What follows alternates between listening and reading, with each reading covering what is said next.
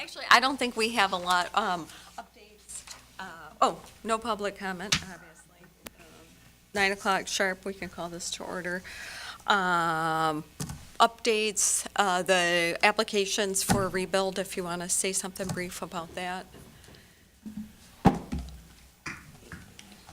Excuse me. The application for Rebuild Michigan was submitted and accepted, and we have then followed up. They requested utility data for all the 10 buildings, and they had been working with our energy office to schedule tour times. They wanted, at first came back and wanted a day and a half continuous, which is a little tough for us. So they were working back and forth on schedules and also checking the school calendar to make sure we weren't going to interfere with testing or something Right. going on. And I'm not exactly sure. I have to find out where that is right now, but that was in process. That was the Great. next step. So that was huge, though, getting the contract, or that in and being accepted, because a lot of school districts are hopping in and taking on those positions. So wonderful, great news.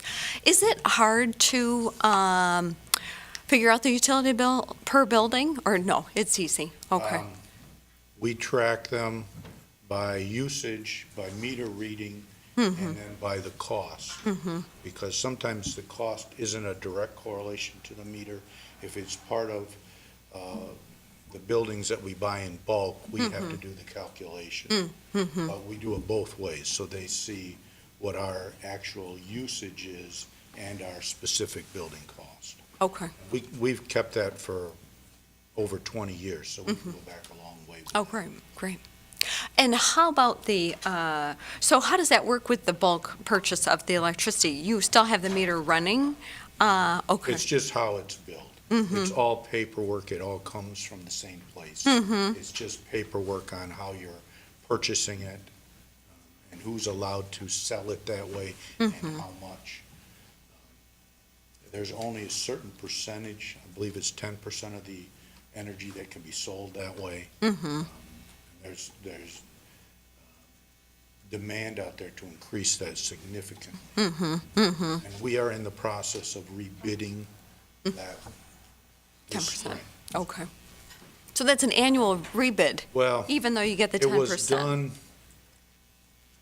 the bidding was done over 10 years ago, and the contract had an annual renewal. And the renewal is almost 18 months ahead of time, so after looking at it, we felt it was time to rebid it and make sure we're getting the most competitive pricing. There's a lot more players in the market for that now, so more options. So it's been long enough, and we really want to be careful on how we write contracts that automatically roll over. We much prefer that we initiate the rollover rather than we have to stop the rollover, that it rolls unless we stop something. That's a little tough as an owner to have a contract that if you miss a deadline, you're stuck for another. So we're looking at those kinds of things. And then we did, well, I've talked to Wendy Brinks about this, and then also I think we're working to put that in our legislative agenda, the increasing open access, so more for the electrical. Okay, excellent. We will be wanting your input in regard to the energy report, if you've had a chance to look at it, so you're welcome to stay there or move back if you're more comfortable. Another update, the Green Fellow is still going forward. We have some funding in place, and then there's some discussion, so it's still moving forward, keeping our eye on that as well. And then the policy review. It's in the packet, and, but. Is your mic on? Yes, it is. Sorry, I'm not speaking up loud enough. Nobody was here initially. So our initial, well, I think I had originally had them in order. Which one do you have first? 4,000 is first. 4,000. They're all 4,000 because it's in the business section. 44, 44. Okay, so, yep, 4440 is the district idling policy, and there really aren't any changes. This was an initial, and we had some discussion about whether we have any, influence over school buses, seeing how but even within this policy, and/or contracted and leased school buses. So really, it's appropriate to keep the idling policy. I think part of the concern, and we'll go into that with some school vehicles as well as with the idling policy, how we have buses and school vehicles labeled. Any concerns, complaints? We could always make this a first reading or anything, or we can recommend to take this to the whole board. I don't think. Do you have, I think for first reading, it's got to go to the whole board. Yep. You're only concerned about diesel exhaust? Are you talking about our- No, right. No, and I think that just this is a statement regarding that diesel fuel is more of a health hazard. But, yeah, no.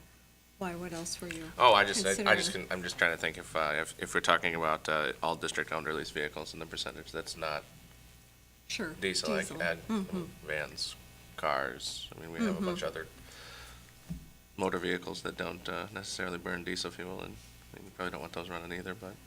Right, and I think in the beginning statement, it refers to any sort of vehicle, and so while they do have the discussion more directly related to diesel, I think it's that everyone and other district vehicle operation, we could always add gas or. I'm good with it as it is for the time being. Okay, just playing devil's advocate. Just asking questions. Okay, good. So we can always send this for first reading. Let's see here, the next policy, school vehicles, 4320. We took out the school buses because they aren't We don't own any district-owned. Yeah, but leased vehicles.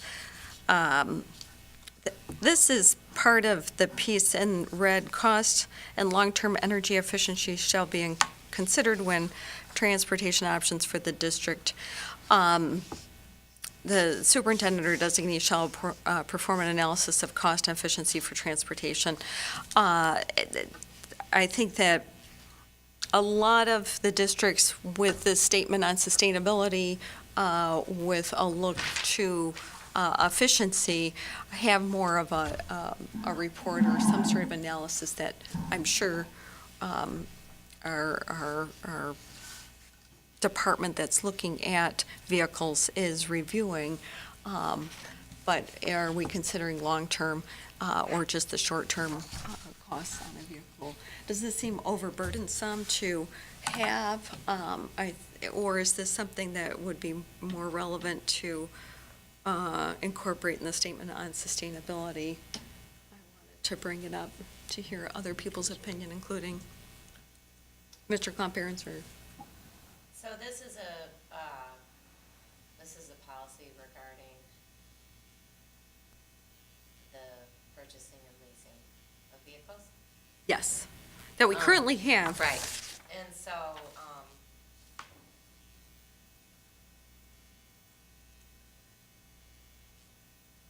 currently it's about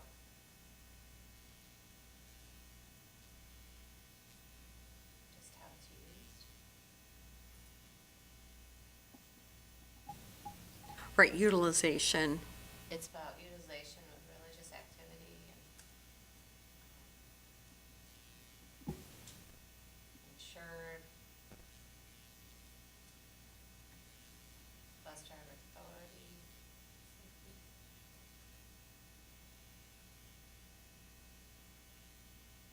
I guess that was part of my question. Is this, this seems to be about the use. Is there a purchasing Yeah. policy That's what I'm trying to sort that out, may too. need to be Right. incorporated in?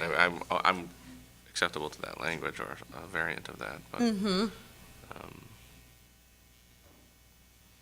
And I guess the question right. I get from Mr. Comparensen is just, it's something you guys obviously consider when you're buying anything, right? When you buy a vehicle, it's not just what's the cheapest, it's what, Well, typically, this isn't my area. This would fall under the purchasing department. Right. But I don't see that this is a concern to do an analysis of the factors. I mean, it's no different than when I go buy a car, I'm not looking just at the cost, I'm looking at what's the gas mileage? Right. What's it gonna cost me a year to run it? doesn't, So that's not a complex analysis. Right. And we could do it for different types of vehicles, a work truck or a work van versus a passenger car. I mean, if that's done on an annual basis, I don't see that as onerous work. That's fairly simple. I guess my two questions are, is there general guideline policy regarding purchasing? First of all, is that something that's appropriate for policy and board, And secondly, I think it would be necessary if if we're arguing for efficiency in relationship to a certain cost level. If you always go, maybe right now, the guideline is, cost to the district versus efficiency. So, I don't know whether there's, the board wants to direct some balance of that in which, cost doesn't always win over, efficiency. Short-term cost. Right, Yes. short-term Yeah. cost. So, I guess those are just two questions to throw it back to look whether purchasing guidelines are part of board policy and where it belongs, and then how that language is written in to, express that. In a way, and this is the hard thing about policy, how that language is written to guide that but not restrict it, Right. to unnecessarily. So, I haven't looked at the policies to, know if this is where it belongs or whether it's appropriate or not. Right. and you indicated Mr. LeGrand is supposed to be working on or is working on a Sustainable, statement of, sustainability. Just looking at you about your knees. Keep that And so, elevated. Yeah. I guess just procedurally, are we going to use that as kind of the foundation to then go back and develop a series of policies related back to the whole kind of overarching statement on sustainability? Is that what we're trying to, I assume that's what I would. That's a great question. I mean, and it may be something we somewhat have to answer post our Carver.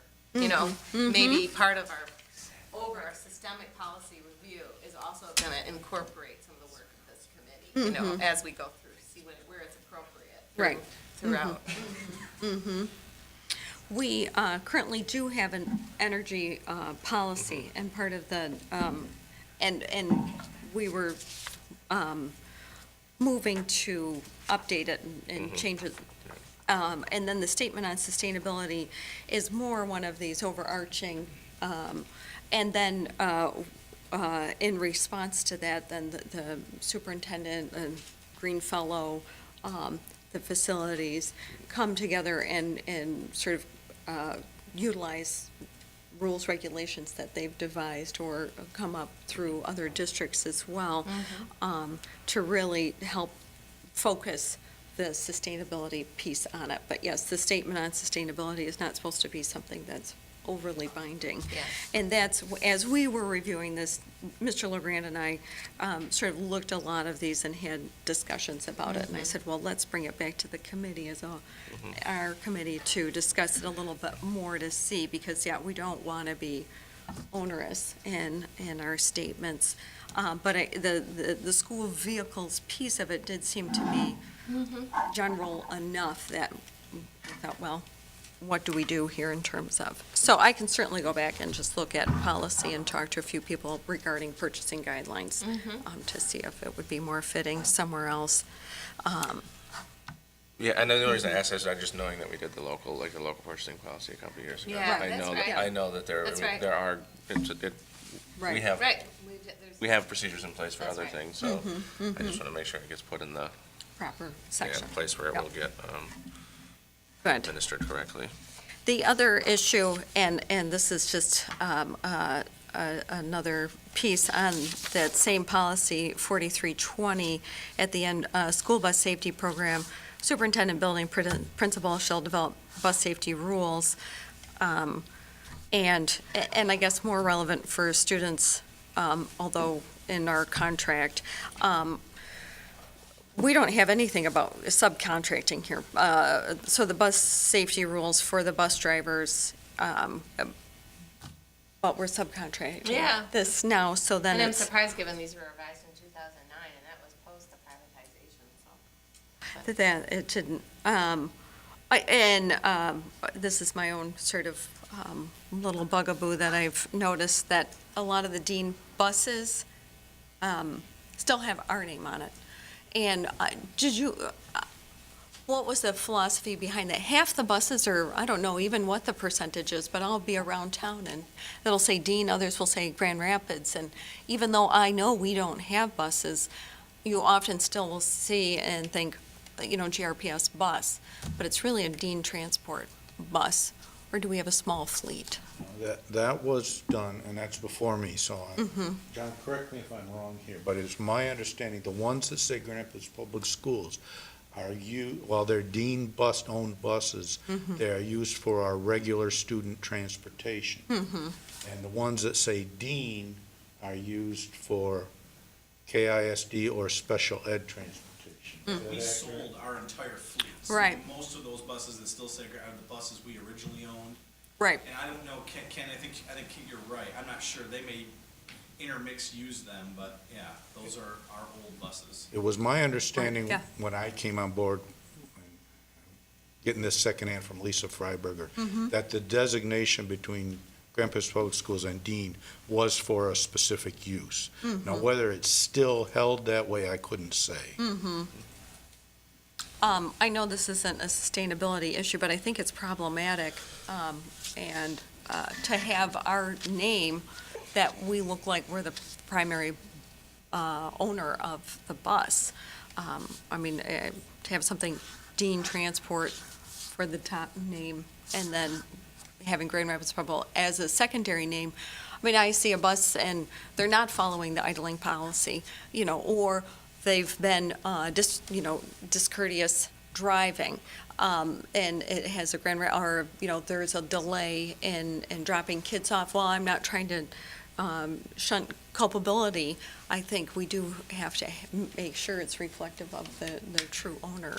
I don't know how anyone else feels about it, but as I came up with this, as we were looking through this, it sort of seems a bit odd. Somebody purchases buses, you usually change the name. It's not that much of an expense for signage to switch. What I can offer is give us a chance to go back and see what was done at the time that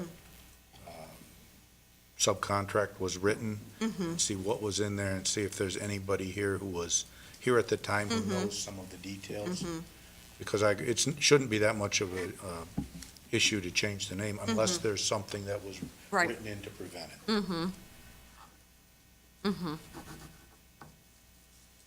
And then this other stuff, expectations, I guess this may be more a purchasing issue in regard to leasing.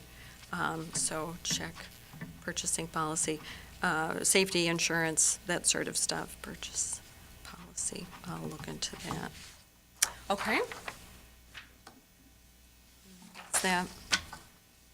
And 4010R is not obviously our policy, but it's a rule, but just updating the nomenclature regarding the person who's in charge of it. Chief Operating Officer, we don't really have as a title, right, in the district. So as I was reading through, trying to have things clear in my mind. Same with 4010. Administrative cleanup. Yeah. So, if you're looking at an org chart, you know who to contact. Let's see, 4601, Facilities Development Goals. This isn't anything too terrible either. The language we added, we didn't make any deletions. Satisfy long-term sustainability goals of the community at large. And a facility use report shall be presented to the board annually, maybe in conjunction with the annual energy report. I think, there was some discussion between Mr. LeGrand and I about, do we have this committee continue on as an actual committee and not an ad hoc? And I'm more advocating for that to come under finance, Yeah. just to help keep Yep. things, and we'll all have the same mindset that that's just all now part of Absolutely. as we move Yeah, forward. and I think the language that you added here is great. I mean, this is it's simple, but it's significant, and with this, it shifts and expands what's going on in finance. This and is that our fiduciary responsibility. So I exactly. think that's great. Oversight. Perfect. Thank you. Yeah, we were trying to not just create more problems. And then finally, 4060, the energy policy. We sort of decided to get rid of the current language because it was fairly generic, and then propose new energy conservation management.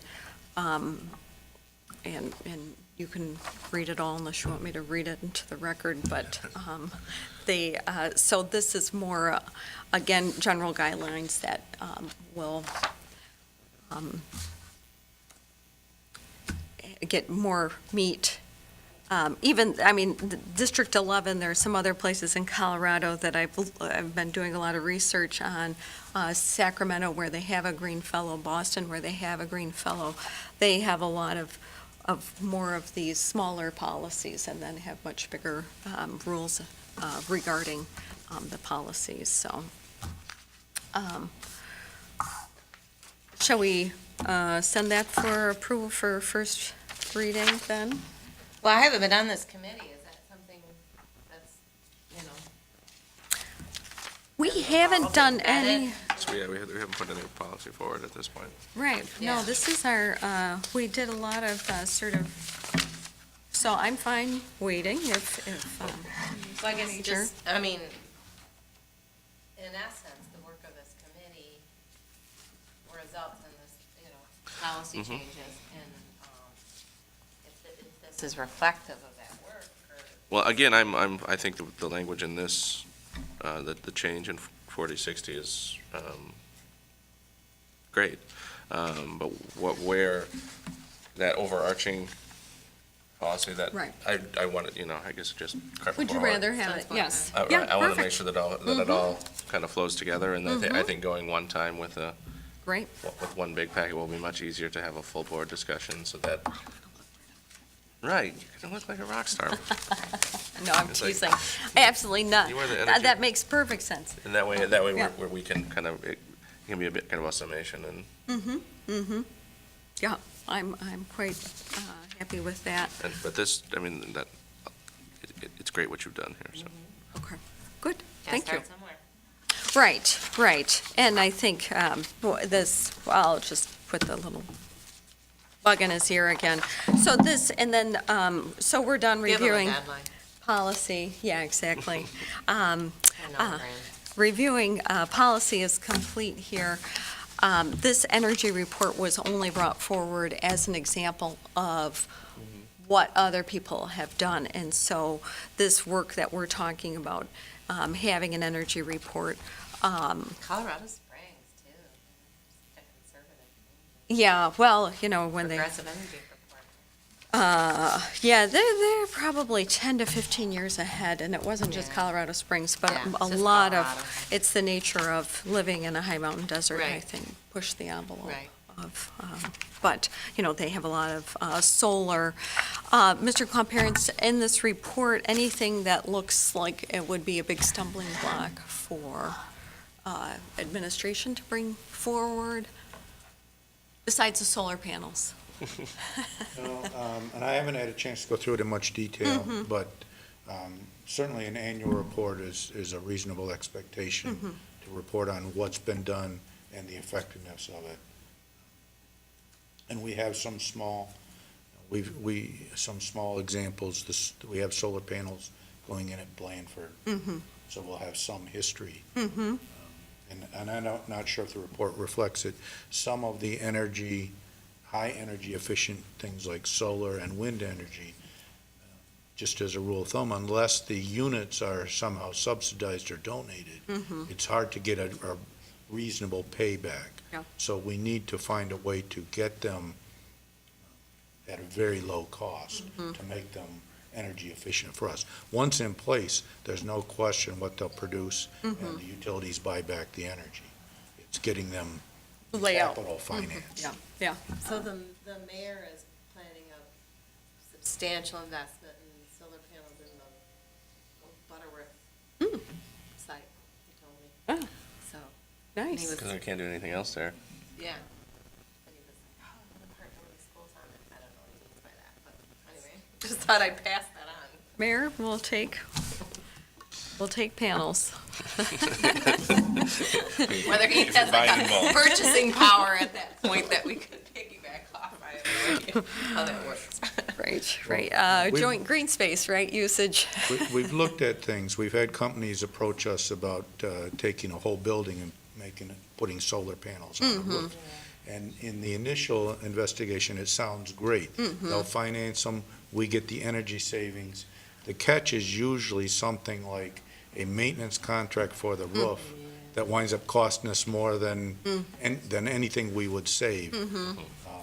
So we're trying to find something that works for us too, not just on the surface and for a third party, but works for a real savings for the district. Right, exactly. Yeah, no, it's much appreciated, the diligence. Okay, so a couple other things that I wanted to bring up. Blue bins, remember how we've discussed recycling? I was at a meeting with the city regarding a woman who thought she had a composting project for the district, and so the superintendent had me go, and she turned out didn't have a grant.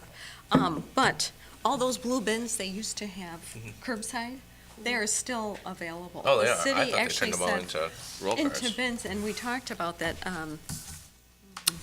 Victor Rose and James Hurt, and they said we could have them. I mean, it may be a fantastic Green Apple Day or Earth Day project that, they're not that big of a bin, and then you would have to have systems within the school for E-Club or whatever to pick Yeah. up where the, It's always been our complaint is we want to recycle, but we have no, you guys have some receptacles Well, in the buildings. but- we have two ways to do it.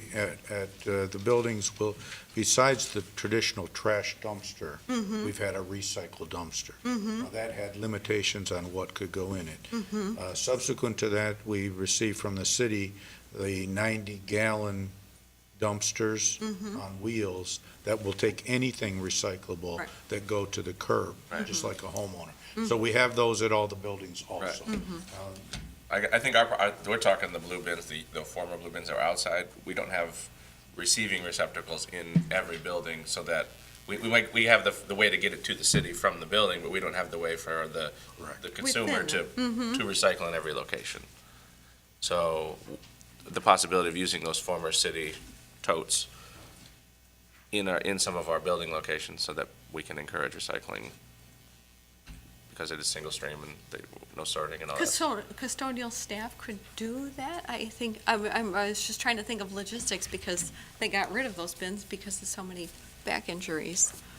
The custodial staff could take care of getting them out to the curb or whatever they needed to do, but as far as the actual loading or sorting or whatever, that's got to be a school-based function. Sure. No, there's no sorting anymore, though.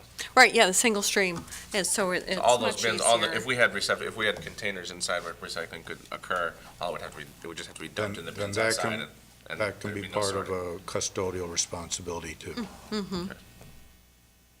They can do that no different than emptying waste baskets. Right, exactly. I think that's always just been our biggest limitation in the use of the bins that the city has given us, is that we have no way to get the recyclable products from the building outside, because there's never been enough point of sale places to put your recycled materials. Yeah, everyone's, not going to carry. So that would be interesting. I mean, and I guess that would be, how could we go forward with such a thing? Maybe float it out there as a Earth Day projects. to, I mean, because they were saying that they were just old, they'd have to be washed, and that would be, I think, the aspect that may be part of a, community service or something, kind of a project. Something we can certainly overcome. Within the, Yeah. because it's more, I mean, and it's definitely more the district than, I just found it very interesting that blue bins were available. Yeah. And so okay, so well, I'll just make that known. Let's see, what else? Do we have anything else? That was it, my blue bins. To facilitate, I'm checking my one last place for notes here. You taking pictures over there, Dr. Fall? Yeah, my desktop. Good. Yeah, no, I think that would do it. We are, oh, here, that was the Recycling Coalition. Here's my, nope, that's it. Anything else that anyone? Good. Nope, good, we're good. 9:30, we can call the meeting 9:32, whatever the official, 9:31. Good. Thank you. All right, thank you. Thank you.